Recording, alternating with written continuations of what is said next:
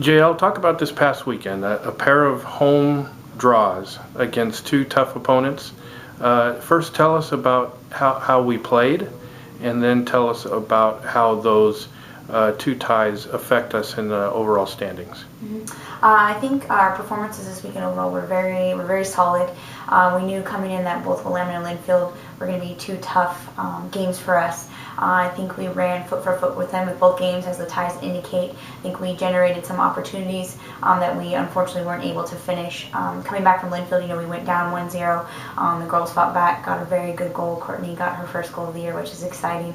At the end of the day, I think we put more pressure on them in the overtimes, and unfortunately just weren't able to convert that way.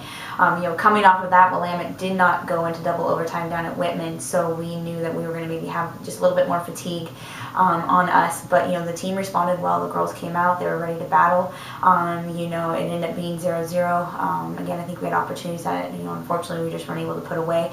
But to play two back-to-back double overtime games was very impressive, especially with the grit that I thought the team demonstrated this weekend.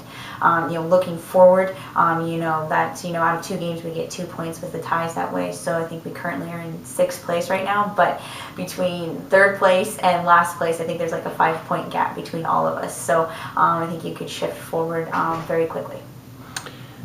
Talk about how you adapt a week of practice after coming off a weekend like that where you play so many extra minutes and try and give the players a chance to rejuvenate before you go into the next weekend. Right. We know we have UPS and PLU coming up, which is going to be a very hard weekend, and they are both coming off of single game weekends this last weekend. So as you're saying, we have played a lot of extra minutes. So for us now, it's saying, okay, how can we catch up in a sense, to get the girls' legs rejuvenated, making sure that they are sharp and ready to go next weekend. So I think you just look at more added rest during practice, making sure that we're concise with what we're doing when we are training. Making sure we're focused and intense, and then we get them out of there so that they have time to focus on their studies and be ready for the weekend.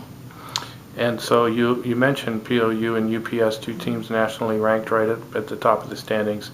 What do we expect from both of those teams? I think when they were here, I think we played very well against them. I think we were unfortunate maybe not to finish a few opportunities against UPS. I think both teams are going to be quality when we go over and see them. I think we also, though, can take it to them, and I believe, if we play well, that we could come out with 2 wins. At the same time, it's the game of soccer, and as you see, it just really depends which way the ball falls. The weather is looking to sort of shift on us. We've had a beautiful fall season, and it's looking like it's going to sort of change the typical Washington rain and wind this weekend. So it'll be interesting to see how we handle that, but we're looking forward to it. We're looking forward to playing some good soccer.